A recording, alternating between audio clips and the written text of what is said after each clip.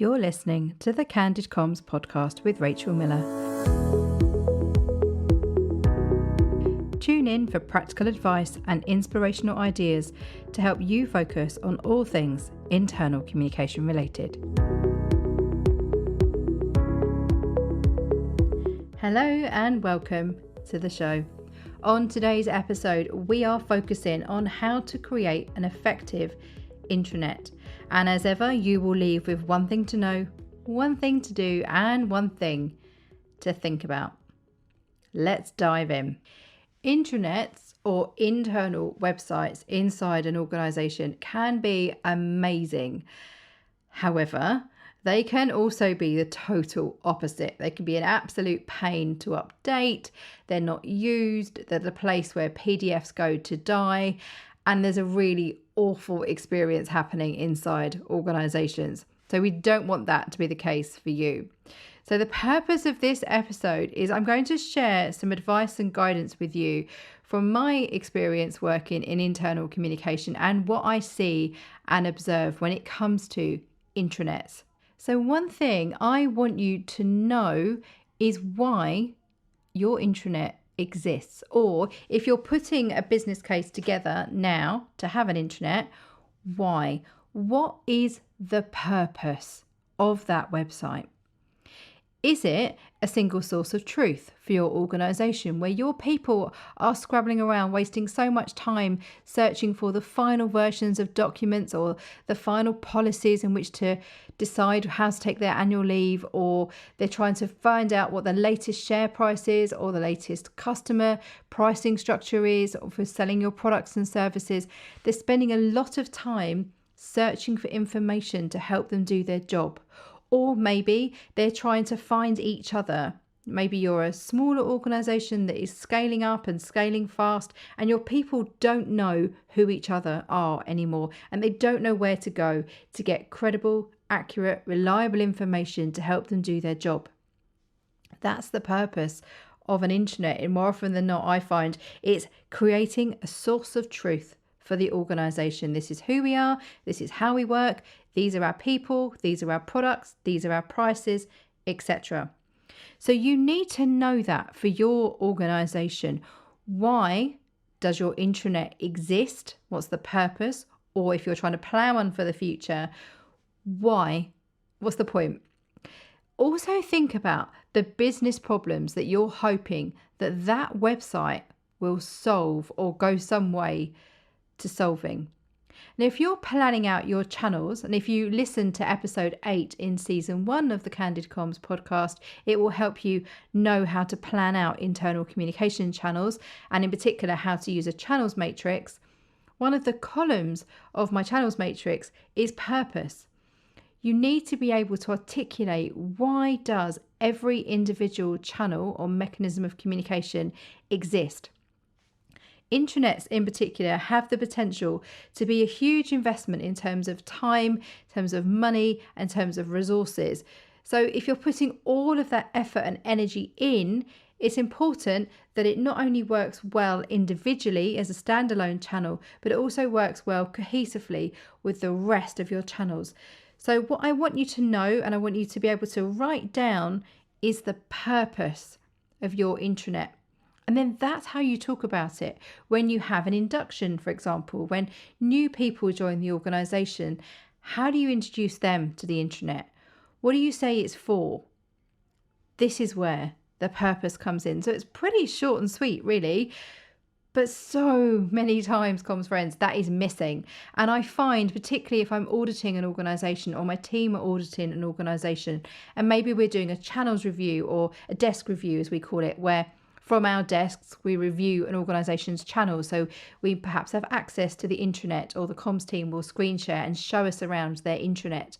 And one of the questions that we normally ask is, why does it exist? What's the purpose? What's the point of you having an intranet?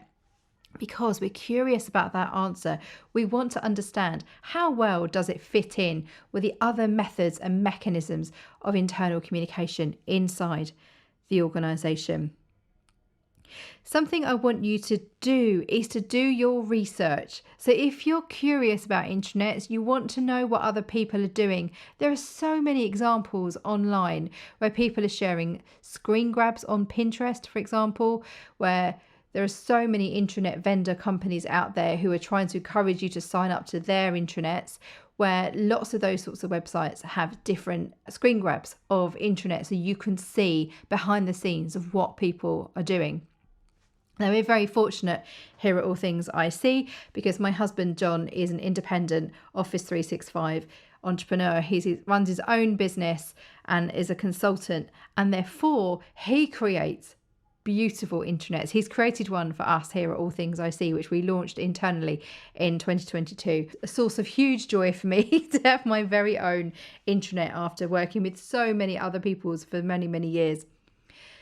So I get to talk about intranets all the time at home, where John will always give me advice and guidance when we're looking at our clients' intranets. And he very often creates beautiful intranets for clients too, where you need a really good relationship with IT. So part of you doing your research in-house is having that good relationship with your IT department.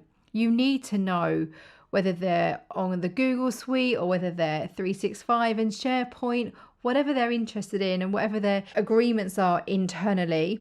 You need to know that because that impacts the tools you have at your disposal as an internal communicator. So part of your doing your research is what are other people doing externally? What are other organizations doing? Maybe looking at award entries. Who's winning intranet awards, for example. Can you get in touch with them? Have a conversation. I've got blog posts on allthingsic.com/blog where organizations have shown their intranet and talked about it, from what to call an intranet, how to name it, should you name it, what are the things you should think about, to sharing what their intranet looks like and the processes that they've went through to get the site ready for launch. So there's all sorts of resources there. I'll include some in the show notes at allthingsic.com/podcast and the show notes for this episode. So that research is twofold. It's not only looking at what are other people doing externally and having a sense of what good looks like for other organizations, but having a really good quality conversation with your IT colleagues to understand what are their plans. Are you following the Microsoft roadmap? Are they going to be suddenly launching new things and launching new products and services that are tied into Office 365, for example? So you suddenly have a lot more things at your disposal to work with to create an effective intranet. And I'm using the word intranet. Over the years, we have used all sorts of words in the wonderful world of internal comms.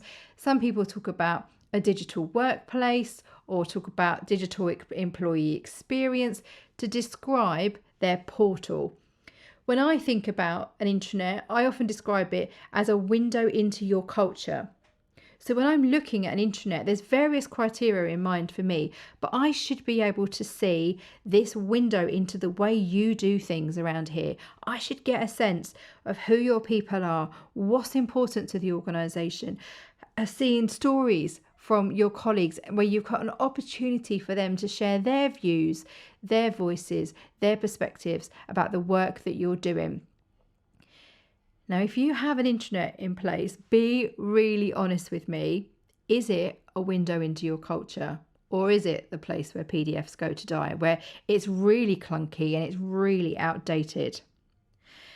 Be really honest with yourself and think about, if you know already what the purpose is it working hard enough for you as a channel? Or does it deserve some investment? Does it need to be refreshed and revised? And what could that look like?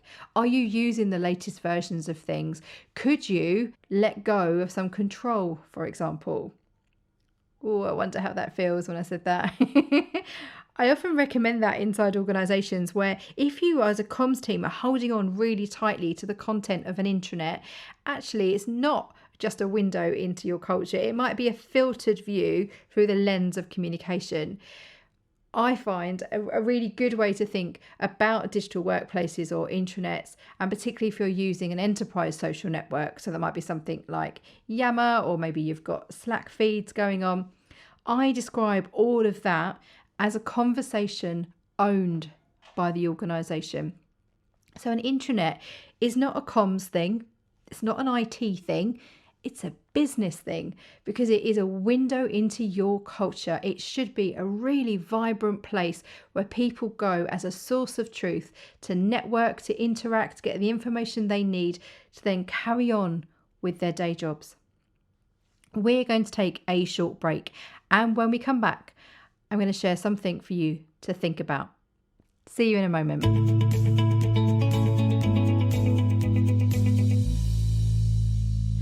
Would you like to learn more about internal communication, and would you like to study it at your own pace? If so, I've got the answer. Head over to the All Things IC Online Masterclasses.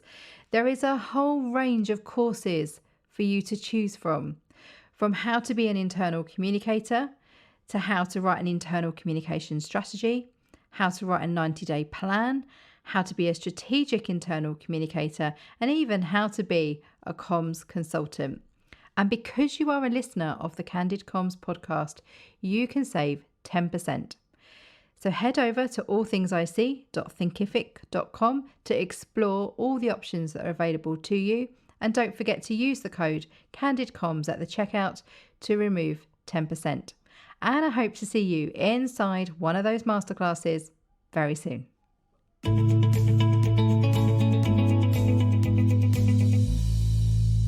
Welcome back. In the final part of today's episode, I'm going to share something for you to think about.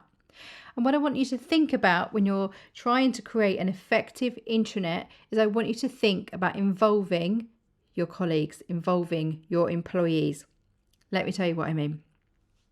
Very often I observe inside organisations, there's decisions and discussions that happen between the IT team and the comms team, and they don't often branch out and listen to other people. You need to do that branching out. You need to listen to your end users, as our IT colleagues would describe them, or our people, as we would describe them as internal communicators, because you need to know whether your intranet is fit for purpose.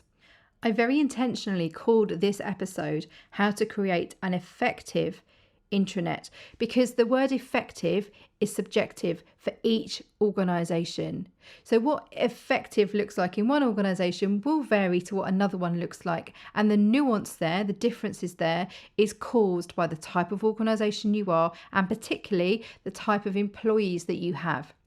So if you have frontline workers, for example, so maybe these are people who are not in front of computers all the time, maybe they are driving trains or buses, or they are serving customers in store, then their experience and their business requirements for your intranet could be very different to somebody who is sitting working from home or working in a hybrid manner or in your office, and they have access to a computer constantly. So think about that for your own organisation. When you're planning an effective intranet, defining what good looks like is really, really important. So being clear where you might have personas, for example. So you might create personas for your frontline workers, where you're able to say, typically, these sorts of people doing these sorts of jobs have this sort of access to our intranet, for example. And what I would expect to see here is mobile first.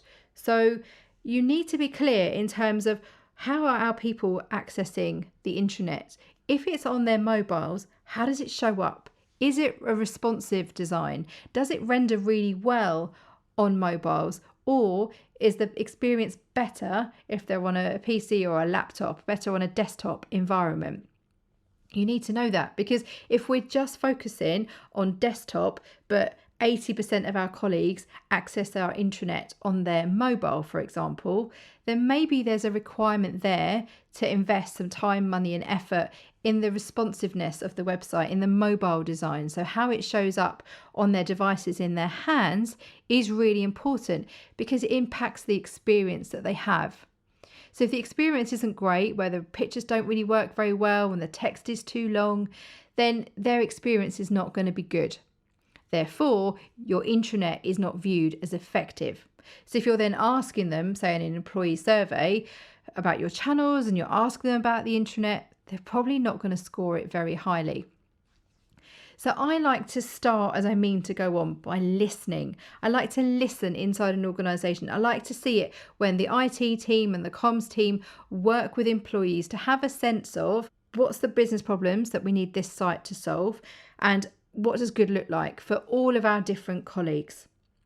I did a project a number of years ago alongside John where we worked with an organisation who has never had an intranet before. They weren't digital at all, and the majority were frontline employees.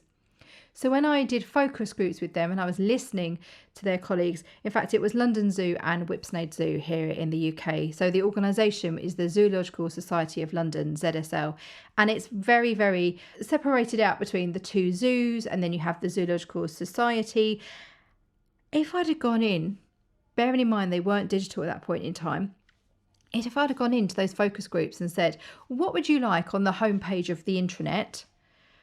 I would have lost them, because many people had long service inside the organisation and therefore they'd never seen an intranet anywhere else. So the questions I was asking were, what are the business problems that you have that we would like to try and solve through this new development?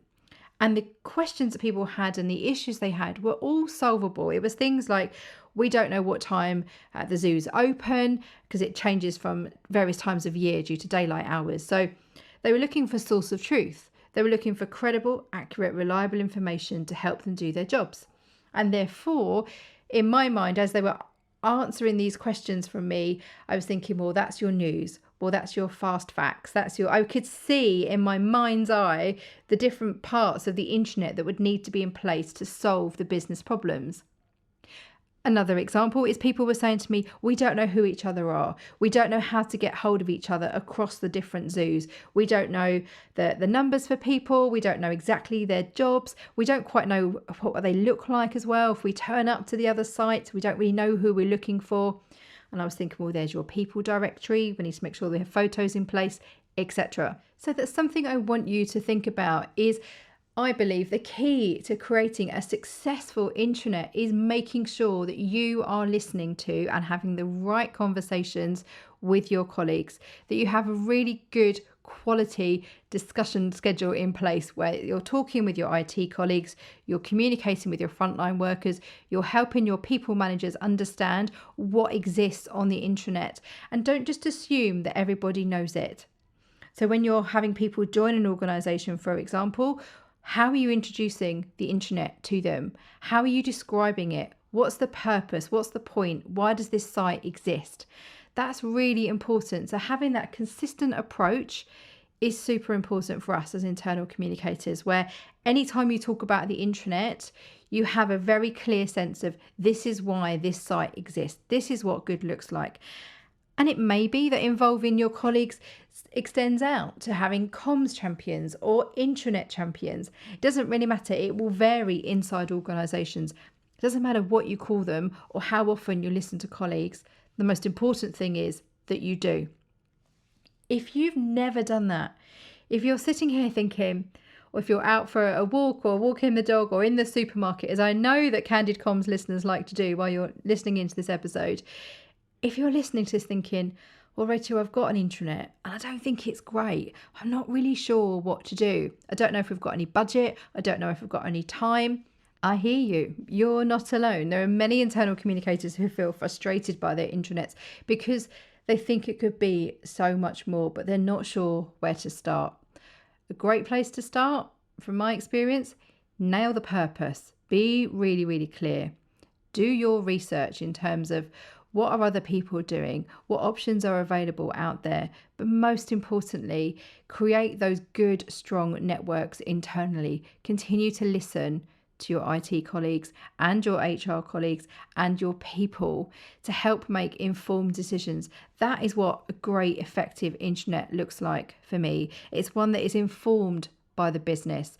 It's creating solutions to the problems that the organisation has. It's a window into the world in terms of the culture, and it's fit for purpose, which is a really overused phrase, but fit for purpose, from my perspective, means it works and it works well. It renders beautifully on a mobile. It's kept up to date. And it's interesting. It's a place where people want to go to celebrate success, to find out what's going on, and to have real consistency in terms of answers to problems that they have. I hope you found this episode useful. I love hearing from you. Do let me know what you're going to do differently as a result of listening to this episode of the Candid Comms podcast. You can find me on Twitter at All Things IC. Look me up on Instagram, Rachel All Things IC. You can find me on LinkedIn as Rachel Miller, or get in touch via the website allthingsic.com/contact. And remember, what happens inside is reflected outside. See you again soon.